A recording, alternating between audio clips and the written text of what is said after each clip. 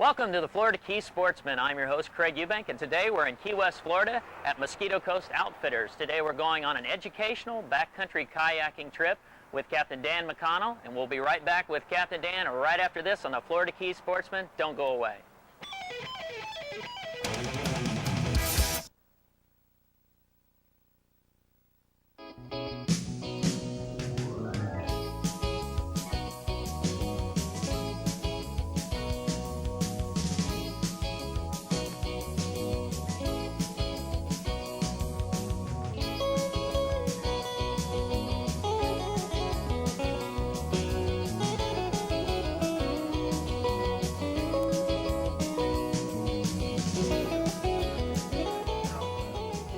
And we're back on the Florida Key Sportsman. We're with Dan McConnell of Mosquito Coast. Good to meet you, Dan. Thanks. Tell us what we're going to be doing today. What we're going to do is take you out on our typical Mosquito Coast tour into the backcountry, taking a look at the natural history and the natural history systems that are in place. Ecosystems, if you wish, the different types of organism. We'll look at allotropic plants, mangroves. We'll take a look at turtle grass beds, hard bottom, soft bottom zones, and the organisms that live there. We'll understand a little bit more when we're through with the day-to-day, the types of things that make this place so spectacularly wonderful as a natural history touring area. So we're not only going to have fun, I'm going to learn something too. You may learn a lot, and you, Okay. there's no quiz. There's no quiz at the end of it. Okay. The idea is to allow you to experience something and understand a bit what makes this place so absolutely fantastic. All right, great. Let's get started. Okay. The reason we bring you in here now is to take a look at a chart, and we'll give you a brief introduction to what we're going to be doing today, a reason to help understand why this place is the way it is, what makes it so unique. We use the chart. This particular point during the day is that we're going to introduce you to the abiotic structure, the non-living structure upon which the biological systems exist. Nothing here could be here if things weren't the way they are. We have what we see now as an archipelago. We see that there are channelizations taking place here. We know that we're surrounded by water. Over the top of us is an atmosphere, and the atmosphere is also part of the system. We go through periods of change. Every roughly 300,000 to 150,000 years, there is a new cycle of cooling and warming. We're now at the end of the most recent glacial epoch. We are at the interglacial of the Wisconsin-Würm Glacier. That means the sea is rising, and the sea has been rising now for approximately 12 to 15,000 years, and at its lowest level, approximately 15,000 years, was about 400 feet below where we are today. It's rising very rapidly, and in its rise, it's taken what was once part of the Florida Peninsula and turned it into Florida Bay, the Florida Keys, and has increased the overall size of the Gulf of Mexico. That's simultaneously around the planet. The same thing is happening in other shallow water zones. We happen to be a tropical zone because we have the Gulf Stream moving by us to the south. And what we're going to do today is we're going to go out and we're going to see the types of organisms that can have adapted and can live in this shallow water, high saline, strong solar zone, and it's quite fantastic. It is a very unique, very precious kind of limestone, the oolites. They are the result of the end of the life of what was once a barrier reef or a reef tract that existed about 135,000 years ago. Now, back to what we're talking about here, we're going to a place today called Geiger Key. Geiger Key is one of our select places. We pioneered this because it contains a little bit of most of the things we like to see out here. The organisms that live on this platform out here are kind of special. On one side of an island are echinoderms that don't exist on the other side of the island because the conditions on one side of an island are uniquely that water coming through from the Gulf of Mexico, and on the other side of the island will be echinoderms that are related to the Gulf Stream and are brought in as fertilized eggs, and their population is maintained by this Gulf Stream flow. So we have to keep in mind always that the water is moving presently from north to south through the island structure, and that impacts on the distribution of organisms that we're going to find out here. One final note, and that's the note on the coral reef. The reef itself is an ancient barrier island. When I say ancient, it was probably a barrier island till about 4,000 years ago. It began its life further out at sea. It began its life with the the carbonaceous sands being washed off this elevated plateau and being flushed down in and being caught up by the east-southeasterly winds, blowing them back up into great sand dunes, and the lateral movement of water locking them in position. As I mentioned, barrier islands are very impermanent things. These barrier islands had the fortune of, as the sea rose about 4,000 years ago in a very dramatic rise, instead of being flushed away as most barrier islands are, they were encapsulated by propagules of invertebrates, the corals, the algae, the sponges, the encrusting sponges, the angiosperms, the grasses. They encrusted the sand so that rather than being washed away, it became cemented in place, so to speak. The great lighthouses are all screw-pile lighthouses. They're screwed into the sand beneath the crust of coral rock. For any of you who have a chance to go out to Western Dry Rocks, take a look at Western Dry Rocks when you're snorkeling, and you'll see that these canyons and fractures are simply the washing away of the sand beneath the limestone crust that was created by the corals, and that limestone crust now is fracturing and falling off, and as it does that, it leaves these little canyons and caves that we see. So it is simply the sand beneath the plates. It will remain sand so long as it remains beneath seawater. The sand beneath will always remain sand, because that sand cannot become limestone until the salt is removed from it. That's one of the rules of calcium carbonate forming into limestone. Kind of a fascinating place. Our relationship is very, very important, because many of the fish that live on the reef begin their life on these nearshore waters.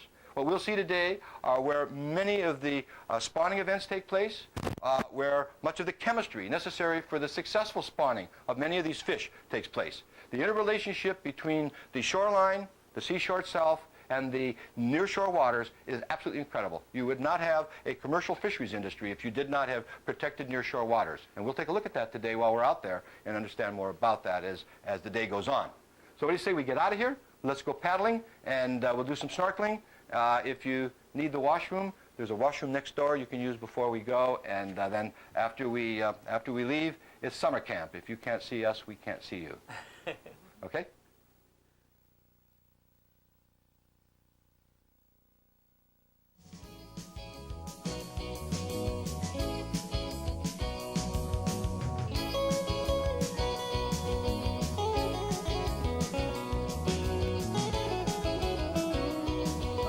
Ask questions anytime. You want to ask questions, ask questions. If we don't have the answer, we'll lie. We'll find somebody who knows the answer. Okay. At this point, then, we'll launch you, and then we'll proceed to bring boats down, and we launch through the center, and we'll all join out around to the right. If you're dyslexic, let me know. You're not supposed to be the first person if you're dyslexic. They always go left. Always left. Okay.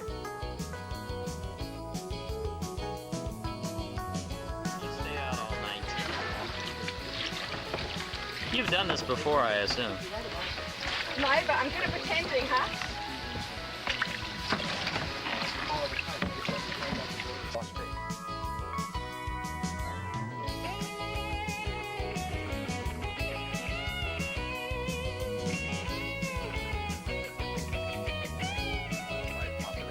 Fit their environment. Oh, now this isn't cool. The water runs down the paddle into my shorts. Can we go back?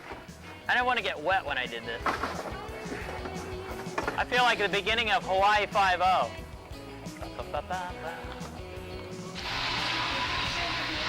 Righty? What if your feet are really long? Oh, Dan, I think you've done this before. Yeah, I hope you're not going to sing while you do that. What you don't want me to do, of course, is to fall with your speaker. If he breaks into "Oh Solo Mio," we're in trouble. Dan, you're making the point that these are stable? Is that what you're trying to do, or just they're very make me stable? feel really well, inadequate? yeah, really. You can you find that most of these boats today have become much more stable than they were, say, 20 years ago, because the manufacturers have realized that you have to appeal more than just the specialty market. Yeah.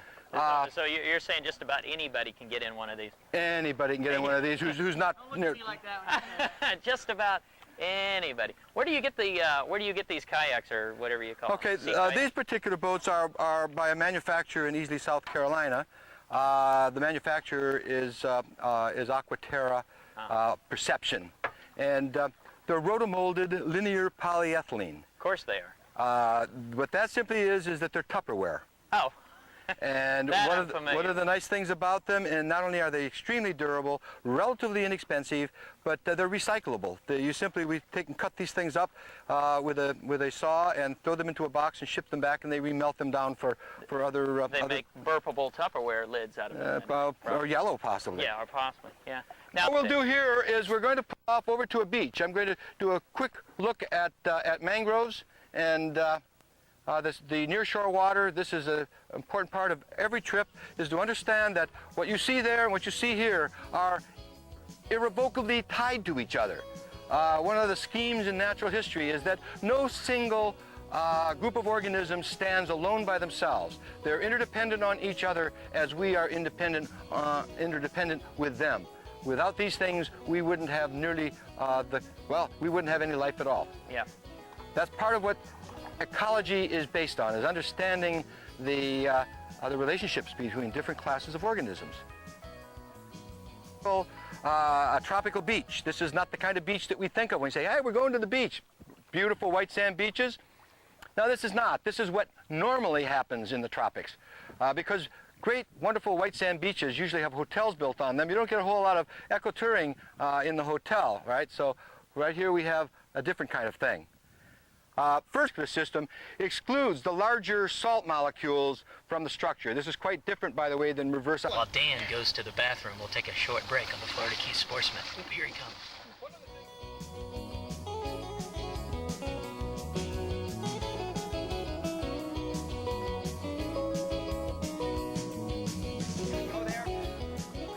Dan, do you consider this ecotourism? Or how do you feel about ecotourism? That's the new catchphrase. Well, ecotourism generally it has to be taken for what its content is. Number one, it has to be sustainable.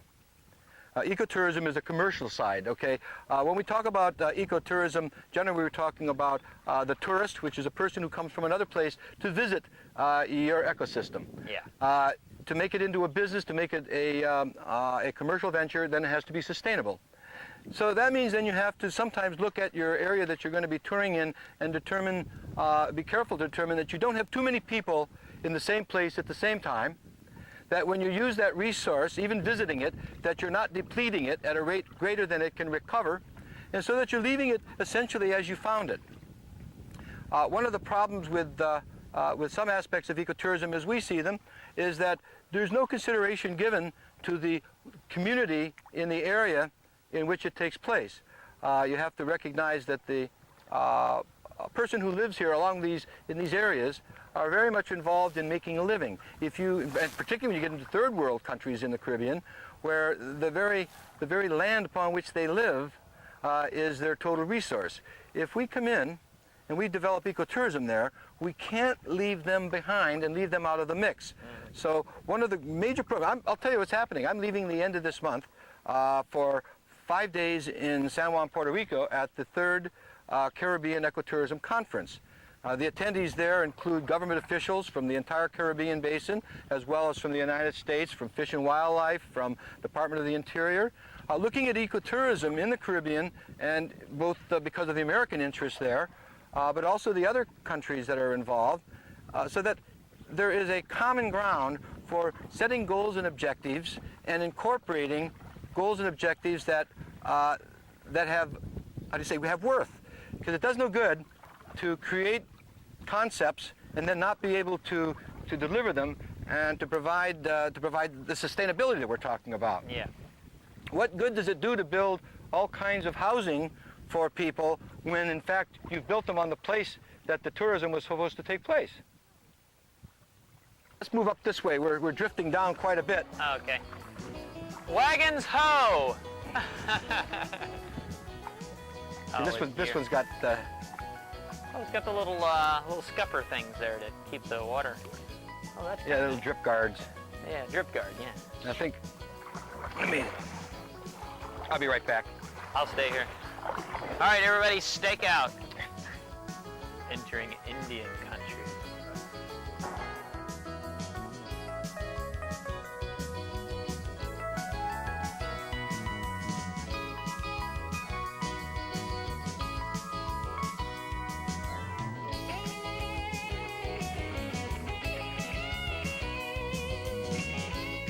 this is considerably more acid than that is over So what there. you're saying is you just really don't want to be in this water.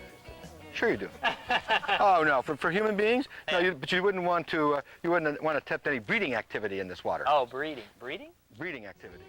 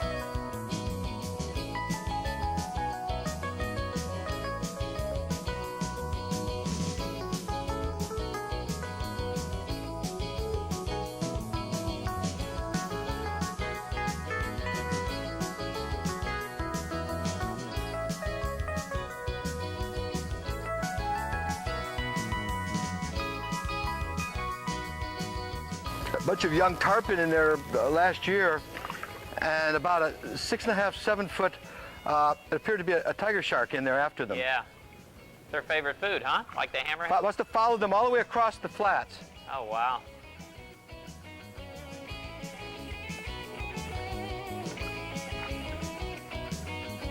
Limbo.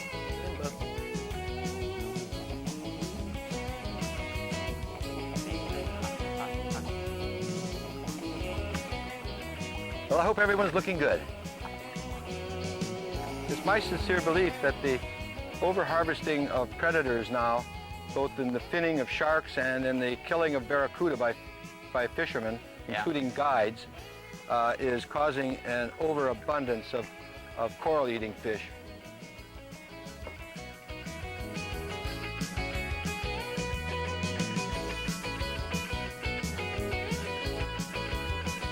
I think a large power boat has gone up, and those are from the wake. They appear like that. They'll appear like that when they're at the right distance, when there's not many waves out there. It's just that's a juvenile American brown pelican acting like he is a cormorant. That is funny. Dan, all this area here that we're in today, this is all proposed National Marine Sanctuary by NOAA and some of the other organizations. So how do you feel about this being marine sanctuary? Is that good, bad, or indifferent? It's a difficult question, but I have an answer. One is that I'm always concerned when someone from the government comes and tells me he's here to help me. Yeah. I'm afraid that this thing has already become very heavily bureaucratized. I feel that there are self-serving politicians very heavily involved in creating self-aggrandizement.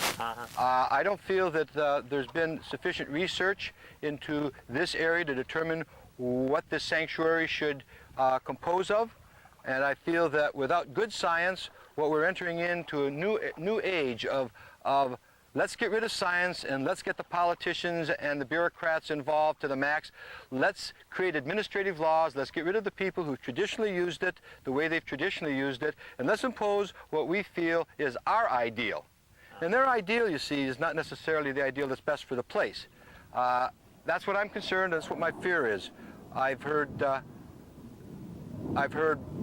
lots of things on both pro and anti-sanctuary that are wrong. And there, in fact, lies the major problem. There is not a consensus, and without a consensus, we're going to find selective enforcement of laws. In the first place, anything that the government ever does that's not sufficiently funded for both law enforcement and for educational programs to support that, then I'm afraid you have selective enforcement. We're seeing it now. We see well-intentioned people, and particularly bureaucrats, who have devoted themselves to maintaining or developing a good program, being overruled by people who are not well prepared. And I'm watching environmental groups who are heavily politicized in their point of view, dictating land use, and land use is directly related to marine use here. A lot of private agendas here going Lots on. of private agendas, and they make a point of keeping them private and not opening them to the public. It bothers me a whole lot. Yeah.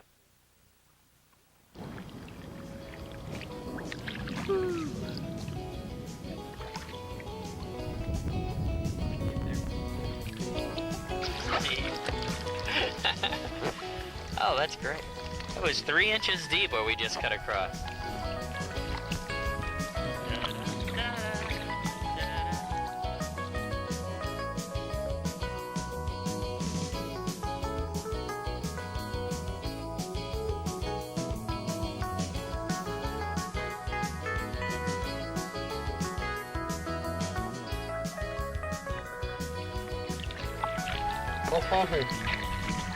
Florida Key Sportsman, we'll be right back.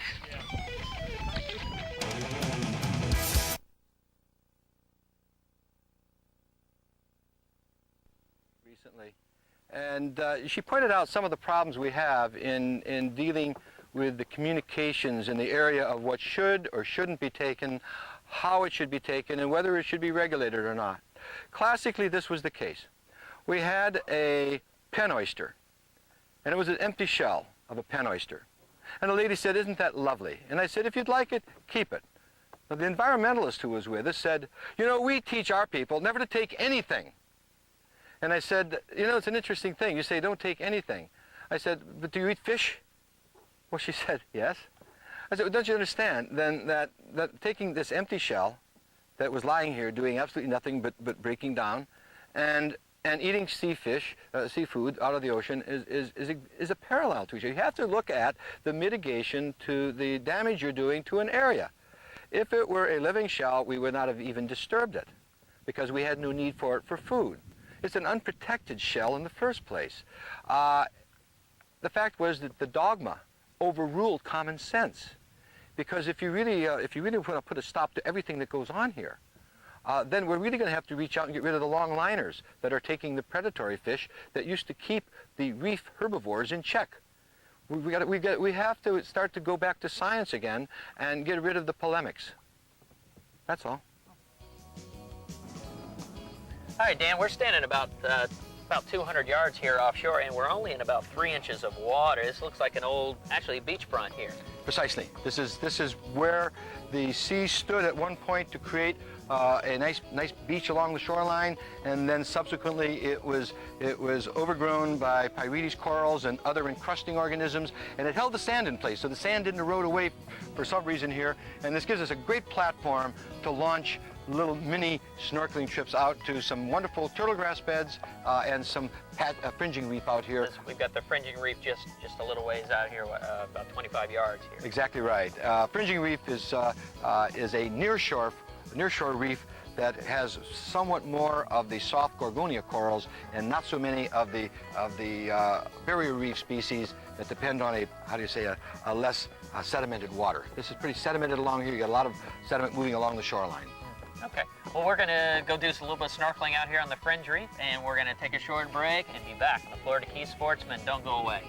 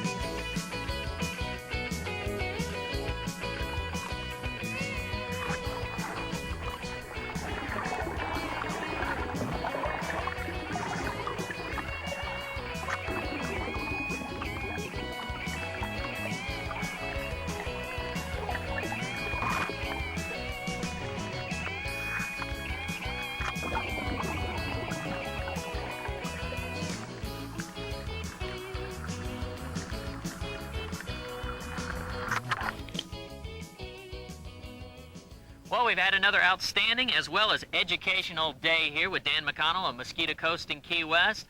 For the Florida Key Sportsman, I'm your host, Craig Eubank. And remember, if it's going to happen, it's going to happen out there. See ya.